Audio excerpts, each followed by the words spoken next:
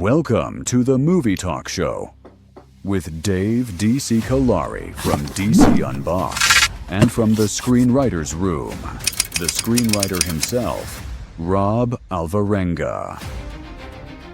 Now, here is your host, Joe Zapata.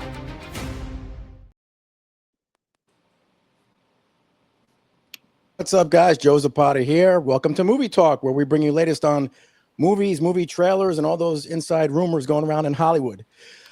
So I can't do that alone, so I got my team with me. Our Ghostbusters expert here from DC Unboxed, Dave DC Callari. What's up, Dave? What's up, guys? We're doing more rumors and trumors this week. Probably more trumors than anything. And of course, from the Screenwriter's Room, the screenwriter himself, Rob Alvarenga. What's up, Robbie? Welcome, fellas. Happy to be here. Yeah, we got a big show today talking about something really big. But before we get started, we got another little sad note I just want to bring up. And this one actually kind of hits home with me because I'm friends with the guy. So Vincent Pastore, you know, from The Sopranos, passed away 80 years old. And he was such a great guy. Dave, I don't know if you know this, but Zanchelli's your neighbor. I was dating Paula. Mr. Z's family was from City Island, where Vincent is from. And he was there, and we went there, I think, one Christmas, and I think Vinny owned a restaurant or was playing music there. We were there. We met him for the first time. Great guy. And then we saw him at the Chiller all the time. We became fast friends. Great guy. You know, he passed away. Best known for The Sopranos role, obviously. I'm going to bring up a quick picture here of me and him when I met him at the Chiller, but we've been friends. I texted him about 3 weeks ago. Was his birthday, believe it or not. And I texted him, wished him a happy birthday. You know, he said, thank you.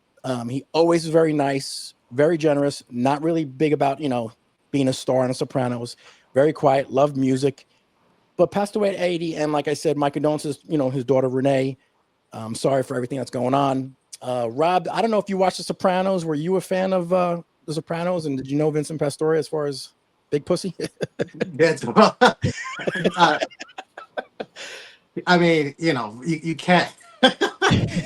You hear that name, you're just like, you know, if you don't like, you know, really chuckle and smile, you know, it's clear. Yes, I watched The Sopranos, and he was just one of those standout characters, especially with the name. I mean, they just killed me when I was like, that's his name. Wow. Yeah. But but I mean, geez, 80 years old, huh? I mean, I didn't realize he was that of that age. But you know, for everything I've seen as far as like, I mean, look, I go by his performances, which is just great, just always entertaining. One of these like actors that he steals scenes. He just can't help it. You know, he just has that aura about him. And every single interview or time when, you know, he's like either promoting his stuff or just interviews in general, when I hear this man speak, I mean, he just, again, I didn't know him, but he felt like, you know what, he's good people. Yeah. And you know, it's, you know, condolences to the family. You know, I mean, you know, I really hope, and it seems like that he had a full and fulfilling life. And yeah, I mean, you know, regardless of the age, you know, it just seems like, you know, he passed away sooner than what anyone would have wanted. So you know, just rest in peace. And yeah, big fan of his work. You know, it's sad to see him go. Yeah, he was always one of those Italian gangsters. Dave, you know, Dave, I had a joke I was going to say. Dave, you're a fan of pussy? I mean, big pussy? Unbelievable. I never watched The Sopranos, actually. No, my father's side of the family was enough. No. Wow. No, but you know, he was a great guy. He actually would talk to me a couple times, and he said he always was very humble. He says, you know, Joe, my job is not that important. He goes, your job is just like mine. Just a lot more people watch what I do than do your job. So he says, look, and he was very humble, very nice. He was very big into music, believe it or not. You know, Dave, I don't know if you know, he was very big into music. I think he had a band or something. I remember going back with Paula and Mr. Z's family. He was like in a band or something. I forget what it was. It's going back to like 1999. But yes, Renee, if you're watching, my condolences. I'm sorry. You know, hope everything goes well. All right, guys. So let's start with one of our topics here, and that is Inspector Gadget. It's Will Ferrell actually will be starring possibly in a new remake of Inspector Gadget. The first movie cartoon came out in the 80s. Then it came out with Matthew Broderick, did it in 1999. Then there was a 2003 movie with French Stewart. I didn't see the second one. Yeah, I didn't see the second one with French Stewart, but obviously I saw the one with Matthew Broderick. I liked Inspector Gadget as cartoon, but do we really need to go here again? I'd like to see an Elf sequel instead of an Inspector Gadget with Will Ferrell, but they are going to do a Inspector Gadget movie. Will Ferrell. I'll start off with you, Dave. Did you like Inspector Gadget at all? Dude, Inspector Gadget as a kid was awesome. The car was amazing. The theme song was great. And I think you have a good opportunity to do something with this property. But like Matthew Broderick gave us two huge stinkers in the 90s with Godzilla and then Inspector Gadget like 2 years ago. I'm sorry. Ferris Bueller's not that good. I don't want to see Will Ferrell do this. No, you don't. He is not the right guy for this. Really? I think Will Ferrell's annoying in certain roles. Did you like Elf? Did you like Elf? Elf was like the only thing I really, really enjoyed that was his, where he was like the lead. Okay. All right. Rob, what do you think? Will Ferrell, you think he can do that Inspector Gadget role? No. It's just I'm gonna just to piggyback on what Dave had mentioned about the cartoon. The cartoon is awesome. It's funny. Inspector Gadget's just as goofy over his head. Kind of like accidental hero, if you will. And it just played well as a cartoon. Really entertaining, and it had some storylines that you were just like really engaging because his niece, I believe, is Penny. She's the real detective, and she's the one that's always like kind of like doing the hard work while he like takes the credit and like bongs his way. So it's kind of like a really like gadgety Inspector Clouseau basically of the Pink Panther. That's always been like the ilk of this. So and it was just fun. When they try to make it into movies, it just doesn't translate well. The Matthew Broderick movie, they try to really like keep that goofiness, that lightheartedness, and still kind of like make it an engaging story. It just didn't work. To be honest, I totally forgot about the French Stewart one, and I was like, oh wow. Well, needless to say, I didn't watch that one. No. I just think that this is like one of those properties that's just gonna be really hard to translate into live action because just by the casting alone, if you're gonna bring in Will Ferrell, I know you need like a name for this, but to me, if you're gonna cast Will Ferrell to do Inspector Gadget, you don't really get what Inspector Gadget really is kind of about, really. Will Ferrell's just gonna do his Will Ferrell thing, but in the long coat and the hat and the mechanical, stuff that comes out of him. It's gonna be goofy, weird, but it's not gonna be fun. And I think that's the part that kind of we're missing with this particular property. I don't think the people that are trying to make this a thing really get it. So this is one of those things where I think the casting speaks to me, saying that they're not ready to give us a really good Inspector Gadget movie. Yeah, I agree. I think he's going to do his shtick in the Inspector Gadget stick that he's going to do, but I'm not a big fan of this. I don't think it's going to do well. The cartoon was serious. Like Inspector Gadget wasn't funny because it was because he didn't know any better. Yeah, Penny and Brain were the brains. Yep. And who was Paul? It was Paul, right? Was actually pretty terrifying, and you had Frank Welker was the voice, right? Yes. Give us that. Give us a straight Doctor Strange. Give us a straight Inspector Gadget movie, and you got to cast someone that like make Penny the star, like make her, get McKenna Grace to do it. That's a good idea. That's a great idea. Yeah, that's true. And who do we cast as Inspector Gadget? I don't know, but like it doesn't need to be a name. You know what? You're right about that because you're right about this is kind of like what I was kind of like trying to articulate with how I'm describing the character. And you're right. For him, he's being serious. He just doesn't know what's going on, and the situations are always a lot for him to even process and figure out. Sometimes he gets lucky and actually solves it on his own, but he's literally like a bumbling hero. With the help of Penny. Who Framed Roger Rabbit? Who Framed Roger Rabbit? Yeah. So that movie is about cartoons in the real world. But if you remember, it's played completely straight.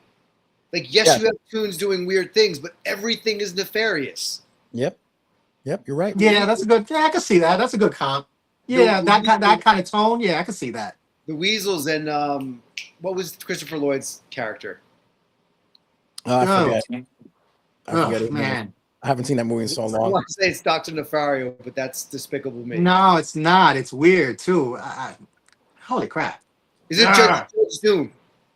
Is it? I was gonna say Doom, but I'm like, I Doom. want to say I got Doomsday on my mind. Yeah. I think it is Judge Doom. Yeah. I don't know. Well, we'll wait and see. I mean, I think it's probably going to be the wrong role for Will Ferrell, but Or we wait. won't wait and see. No, we won't. All right. The next one we're going to talk about, and this was actually the trailer before Spider-Man Brand New Day beforehand, was Thomas Crown Affair teaser that came on with Michael B. Jordan. And they've done a couple of these roles already. I think there was a remake twice, once in like the 60s. Then they did it again with Pierce Bronson. I'm going to start with you, Rob. Did you see this trailer? Did you enjoy it? What'd you think, Michael B. Jordan? I did see the trailer. I can't wait to see the full trailer because this is definitely, even though it's long, it's very much a teaser, but it definitely gives you the flair for it. And I've said it before. I think Michael B. Jordan has only just started to really get into his prime as far as like showing off how talented he is as an actor. And I think this is a great role for him because I don't think you really have seen him as a lead as this type of character, which is like this, suave, debonair, like just, smooth talking, guy that's just, a thief, really. And the Thomas Crown Affair it's gonna basically showcase like how he actually could be in a lot of ways like a spy, and it could because the Thomas Crown Affair with Pierce Brosnan, it seems like it's capturing a lot of that flavor to it. Yes. But adding Michael B. Jordan, it's like I think this is a great match. To be quite honest, it looks exciting. It looks like it's gonna have some really tense action to it. It's got some sexiness to it. Yeah, it's gonna be a fun ride. Okay, Dave, what do you think? Thomas Crown Affair. Do you see the teaser? I did. It looks really good. Mm-hmm. Granted, it was a teaser, but it was also really long. Mm-hmm. So it was a teaser. Yes. Yeah. A minute and a half is stretching. I didn't see the Pierce Brosnan one, whatever that was. And the thing that was weird about the Pierce Brosnan one, that came out kind of in the middle of when he was doing James Bond. So it's kind of what is this? Yeah, exactly. But I'm interested to see this. And listen, everything Michael B. Jordan's in has been pretty good. So, and he's directing this too, isn't he? Yes, he is. Yes, he is. Yeah. It's exciting. Yeah, he's really good. I like Michael B. Jordan, and he's from I think South Orange, New Jersey, or something. He's from around here. Yeah, so he's from South Orange, New Jersey. Yeah, he used to play basketball all the time over in South Orange, New Jersey. My friend knew him, but he's from New Jersey. It drops March 5th, 2027. So far away. It is far away, but it'll be here before we know it. But we'll see. March 5th, 2027. All right, let's go into the Marvel universe now. And there's a couple things in Marvel we want to talk about. First is we got our Jean Grey. We know who our Jean Grey is, right? But apparently it looks like they cast Emma Frost now. So it looks like the X-Men are starting to come. We're going to have all our X-Men eventually soon. And it was cast by Samara Weaving, who is the niece of Hugo Weaving from The Matrix, if you guys didn't know that. So it is Hugo Weaving's niece. I don't know. Do you like the casting, Dave? Do you know who she is? I haven't seen her in anything, so I really don't know too much about her. We got two versions of Emma Frost in all the X-Men movies. So I forget who did. The other one was Jenny something. It was like is that January? What's January? January Jones. January Jones, correct. She was in the first class. Yeah, and then they recast for Apocalypse, I guess, right? Something like that. Yes. Mm-hmm. Yeah. I don't know much about this character, so you really could do anything with her. I mean, she looks like, based on this picture, she looks like the character, so that's good. Yeah, that's good. It's hard to get excited about any X-Men casting at this point, though, because we really don't know what they're doing. Mm-hmm. Yes, we know they're in Doomsday, and we saw a comic accurate Cyclops. We've had Wolverine for 20 years, but I don't know what we're doing. So I'm just wait and see, huh? Yeah, and I thought Jean Grey was good, but she's so super raw. Mm-hmm. Like she doesn't even know her powers yet. So I like it better than where they did it with Famke Janssen and the way they completely botched the Phoenix story, the Dark Phoenix story. Also, you really can do anything, but again, because I don't know where they're going with it, it's hard to be like, yay. By Doomsday, we should have our whole entire X-Men cast. I believe that they're going to have that. Rob, do you know anything about her? Are you excited about this casting? I do know about her, really off the two movies that she did in the horror genre, which is Ready or Not, and Okay. she's one of the final girls. So she's definitely a presence on screen, and I see that she's a talented actress, but I think she's just really, this might be, if it comes off right, this will be her defining role. Yep. Because if she's being cast as Emma Frost, I mean, that's got to be like a 10-year, 10 or multiple movie deal that she just hmm signed on for. So you're gonna get to know her very well, very soon. hmm So it's like today's point. Unless you saw Ready or Not, you really won't know too much about her. I could say that it looks like it's a solid choice. It just seems like they're doing low key. They're casting all the X-Men, because it's not just her. I think we already know about we already know about Jean Grey. We know about Mr. Sinister. Yep. We also, in the X-Men universe, they've already casted, from what rumors saying, Beast, Yes. which is Thomas Milton, I think is his name.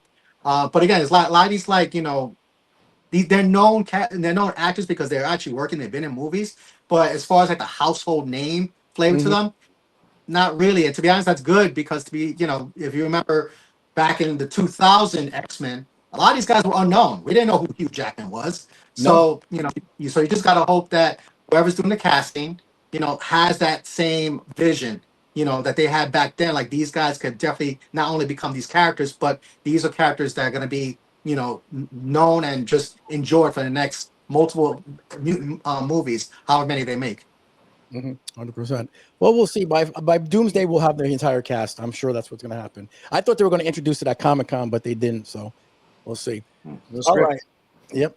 Our next topic is actually a little bit kind of crazy. I want to talk a little bit about it, and it's about Mahershala Ali. And I've got some emails about it too. People were complaining this and that. Want to know my opinion about it, our opinion actually about it. So, as you know, the Blade joke we always talk about, the Blade movie, Not a real movie. Not a real the movie. Blade so-called movie. Well, they asked him about it, and he kind of threw some shade towards Marvel and Feige, and he was very salty about the whole thing. And I have actually the actual quote what he said, and I'm going to pull it up right here. I'm going to pull up the quote, and he said, let's see if it comes up. He said, I've been doing this professionally for pushing 30 years now. He added, one thing I've learned is that what is for you, and what is not is not. For whatever reason, the project is not for me. If they wanted to do it, they would have done it. Ali also know that they have a lot of money, billions of dollars, and if they wanted to do it, they would have done. He was very salty about what he said, and he was very upset. Now, I do know from someone who told me, kind of a rumor was said that when the Deadpool and Wolverine movie came out and Wesley Snipes came in, there was a couple of lines that Wesley said, "I'm the only Blade," or whatever it was.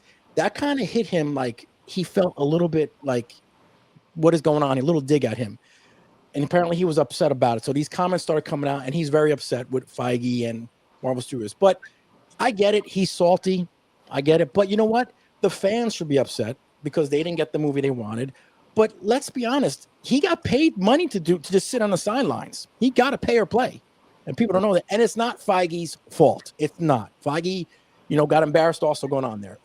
Dave, what do you think about this situation? Do you think Ali was right throwing that shade towards Feige and Marvel? Well, the quote itself is fine. It's the same thing I said to you when we were talking about it through text. To put your career on hold for 6 years. I mean, he's done stuff, but still, when you sign possibly a multi-picture deal and you have to put like scheduling. So he's waiting for Blade to come out, and he's probably passing on projects he would have loved to have done. Like there's definitely some things he probably could have done in the interim that didn't get done because they talked about this. The script wasn't right, the director wasn't right. All of that might be true, but we also get movies that have terrible scripts, like the writing sucks and the director sucks. So I don't know if it was only that or it was one of those movies that they just wanted to do right.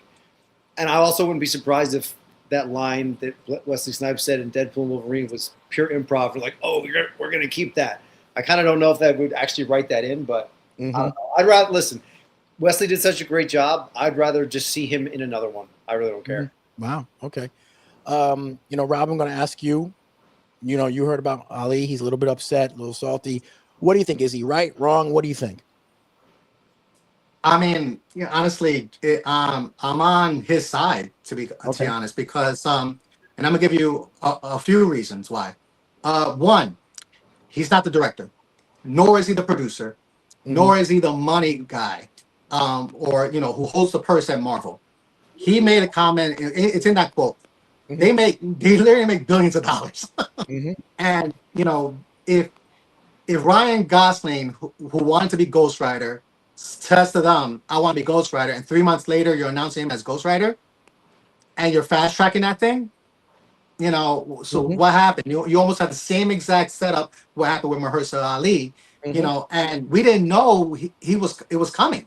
So he was doing it probably, the regular way behind channels, not on social media, not promoting anything like, hey, I want to be Blade. No, he was chosen to be Blade. And granted, this is probably he's very passionate about the character. He knows they probably could give us a really good Blade, Hmm. but still he didn't make a big circus of it. He didn't put it out there, in social media that this is what he wanted to do. So he was chosen. And today's point, so you're signing on for Marvel, and as the character is Blade, with the way the Marvel universe sets up, you're setting up for multiple movies. So you're definitely putting off work. Yeah, he got paid for this, but that's one paycheck.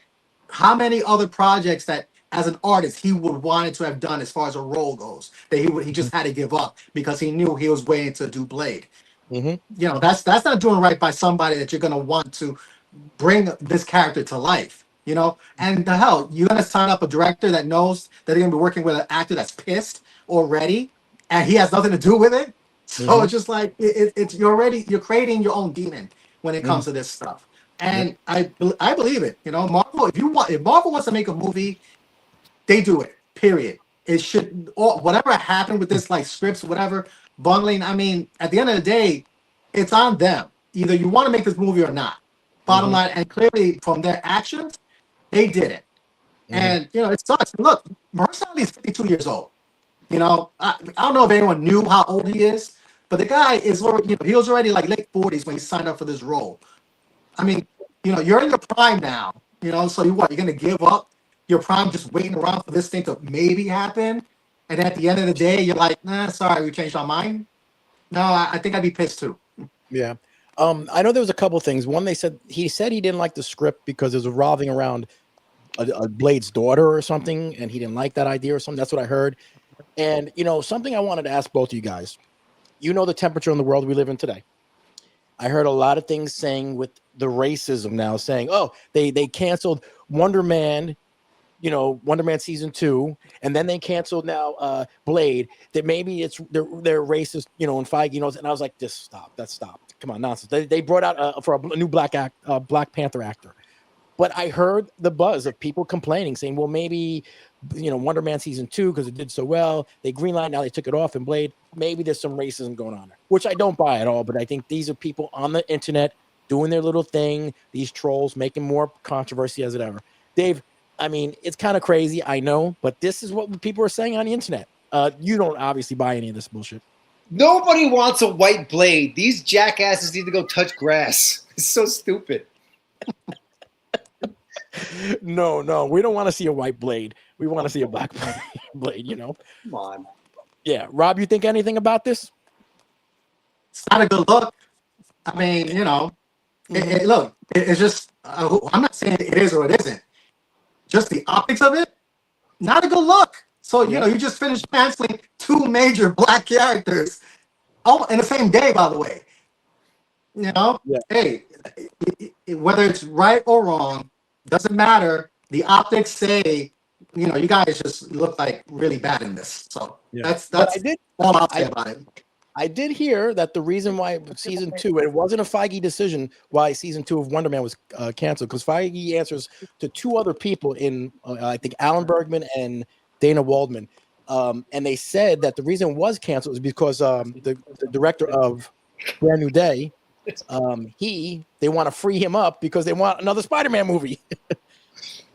That's what they were saying. They want another Spider-Man and they want to greenlight it really quick. So and they want to free him up, but they don't want him tied in as another Wonder Man 2 or season 2. So that's what they were saying. You get everyone to shut up if you say the next Spider-Man movie is Miles Morales. Yeah, that's true. That's true.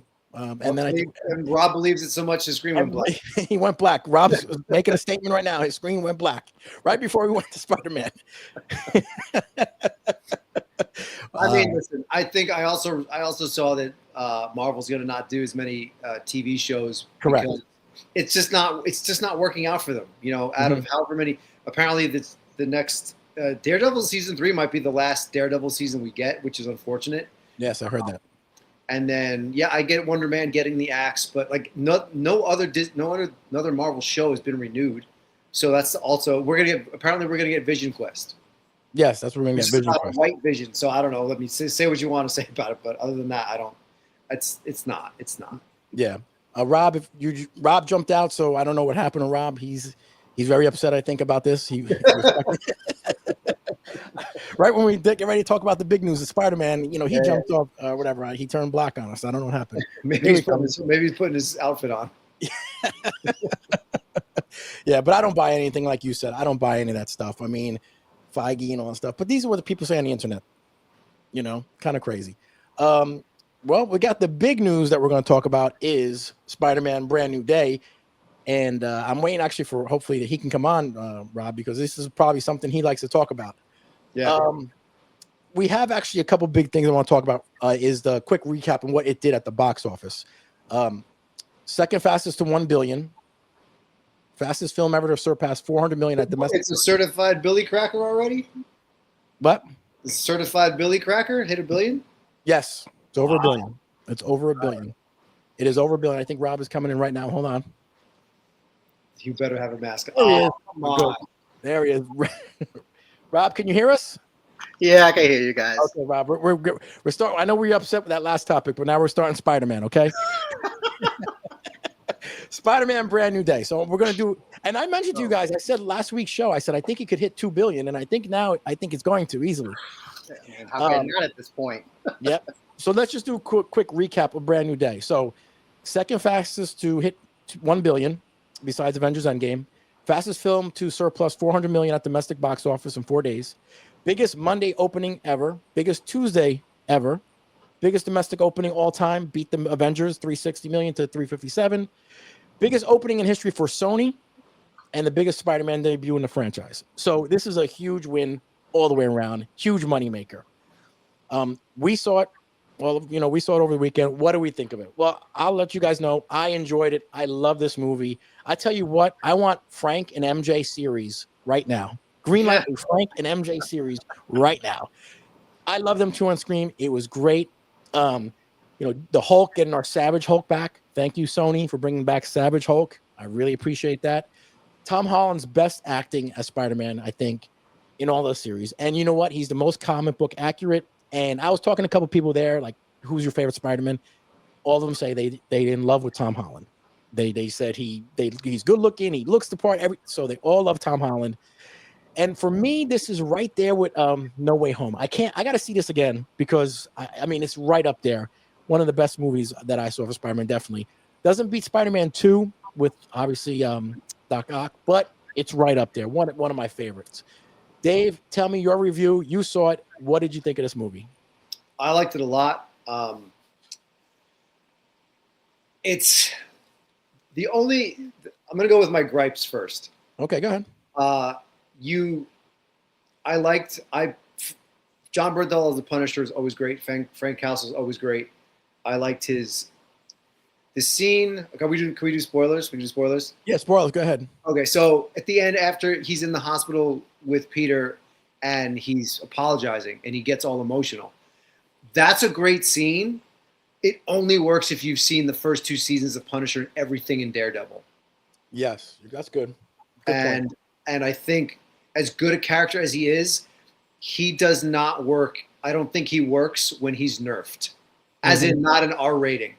Mm-hmm. He doesn't work as well as let him do Punisher things. Because I feel he would have been a little bit more colorful when he's shooting the Hulk. Mm-hmm. Yeah. And I wish we got a little bit more information on what Peter's transformation is. Now, Rob probably knows because it's Rob.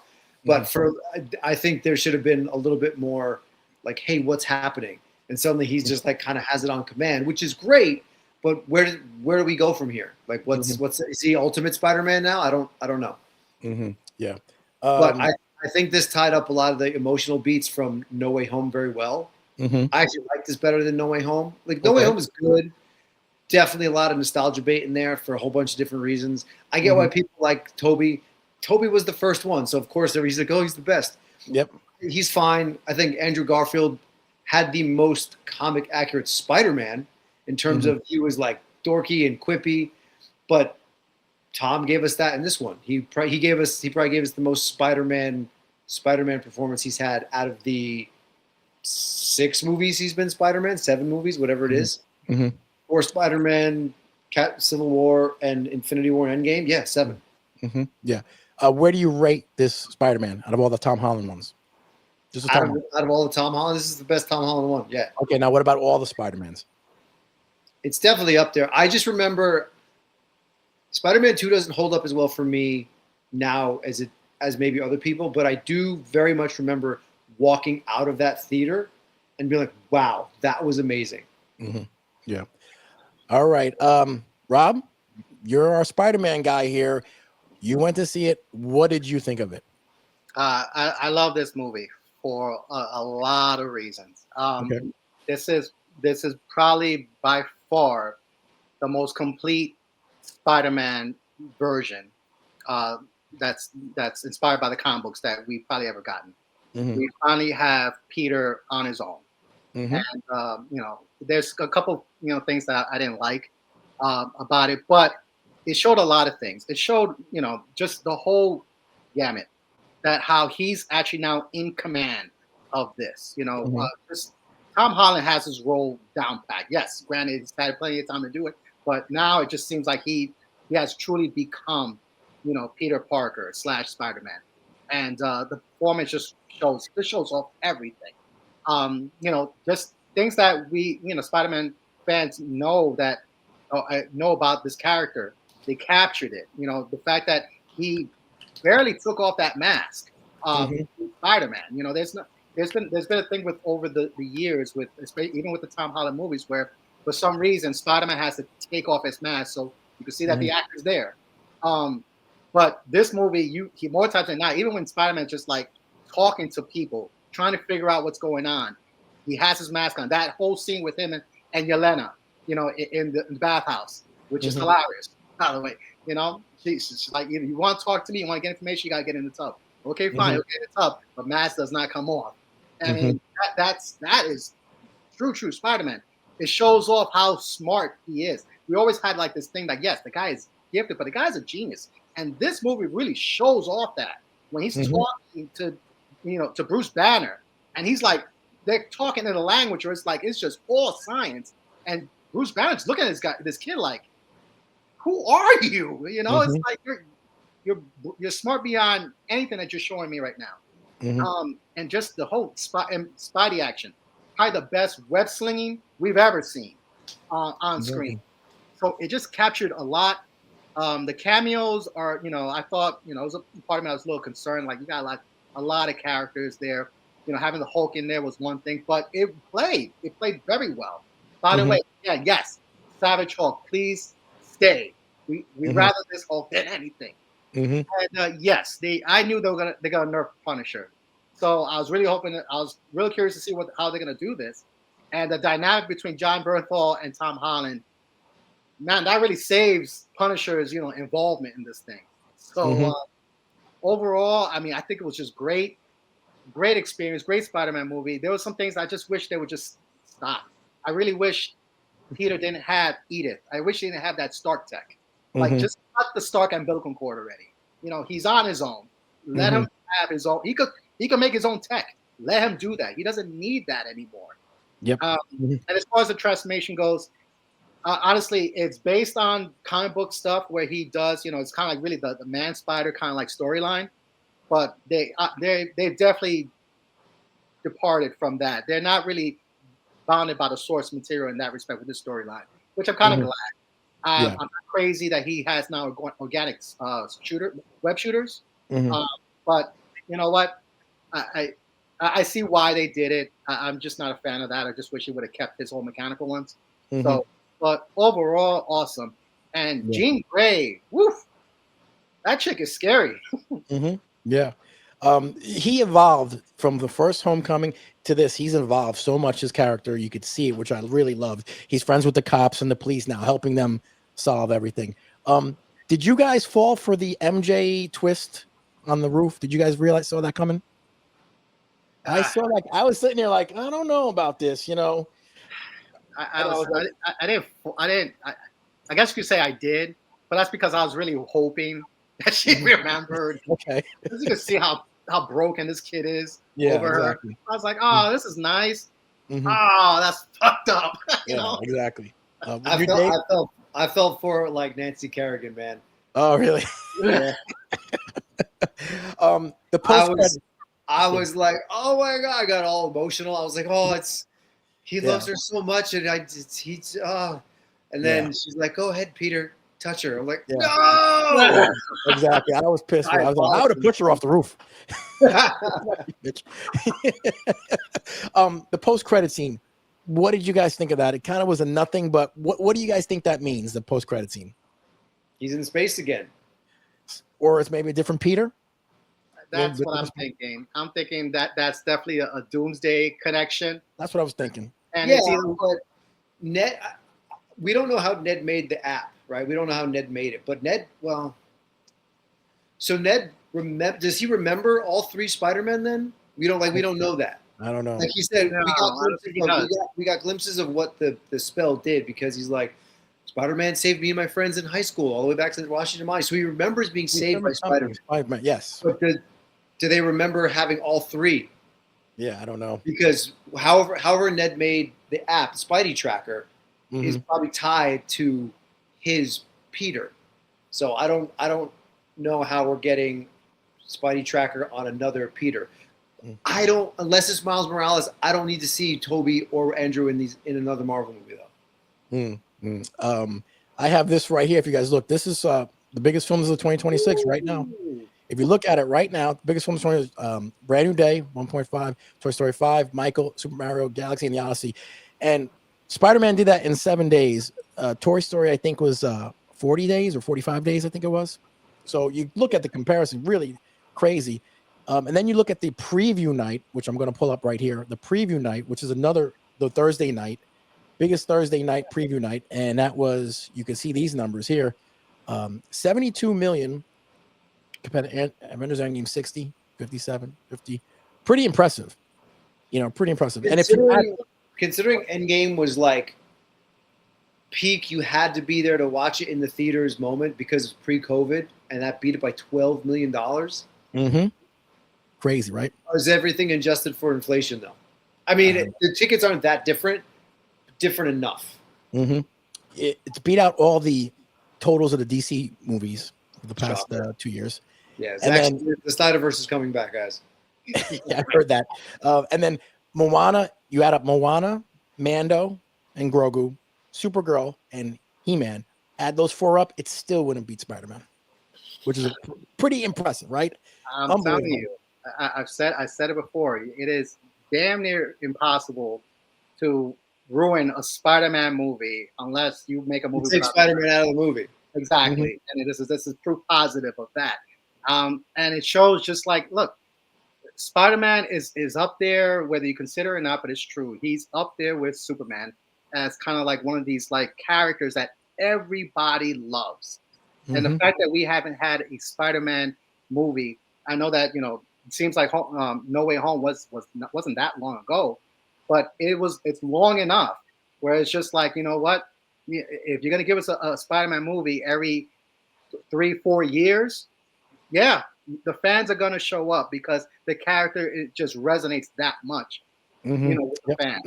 So, yeah. It's amazing. I love the bickering between Frank and Spider-Man, like the Staten Island thing or whatever it was. And they keep bickering and everything. I love that bickering that they're going back and forth. So, Rob, Dave, where do you think we go now? Spider-Man 5, because they're already saying get the stuff we're going. Where do you think we go from here? Miles Morales has to come in somehow. That's the next obvious. What do you think, Rob? I think I think that's where we're heading. To be honest, I think with the release of the Beyond the Spider-Verse, I think I think that's really all they're waiting for. Once that clears, then we're gonna get a Miles Morales live action character, and it lines up because depending what you believe, as far as like rumors or what Tom says, but Tom is on record saying like once he becomes a father, he's walking away from acting. So and he's already, I think is he 30 already? He's getting up there, and I imagine that's coming soon. That's something that's going to be very important to him. So I think he's already in talks because he was very much involved with what story they want to tell with Brand New Day.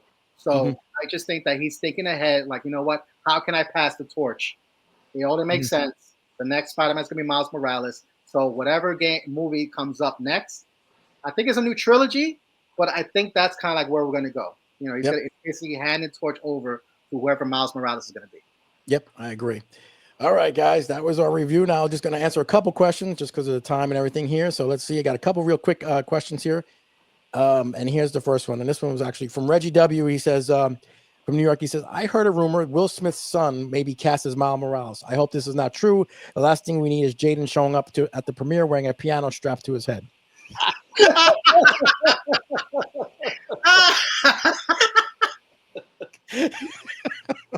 Yeah. There we go. All right. Okay. I'm with you, Reggie. I'm with you, buddy. Hopefully that's not true.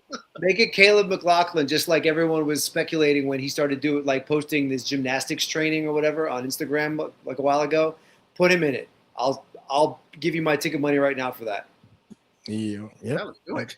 Yeah, let's do it. Tony G from Emerson, New Jersey said, hi, Dave.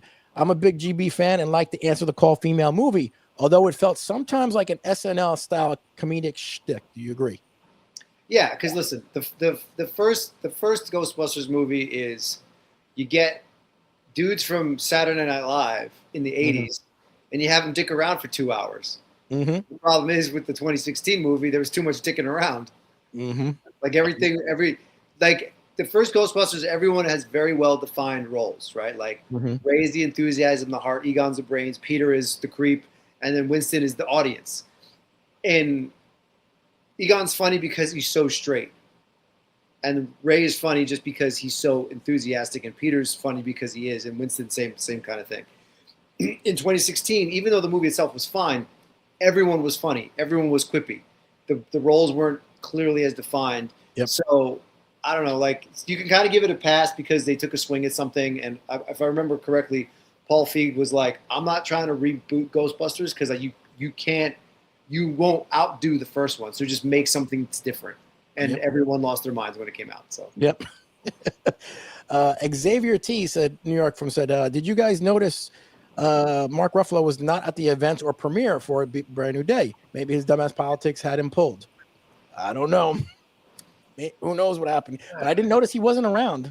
I don't know, but we generally don't bring up anyone's dumbass politics on the show. So whether he was there or he wasn't, it clearly didn't affect the movie. No, like it's going gangbusters. Even if it has a drop off from week 1 to week 2, it's not going to be very big. If anything, the worst case scenario would hold steady. Yeah.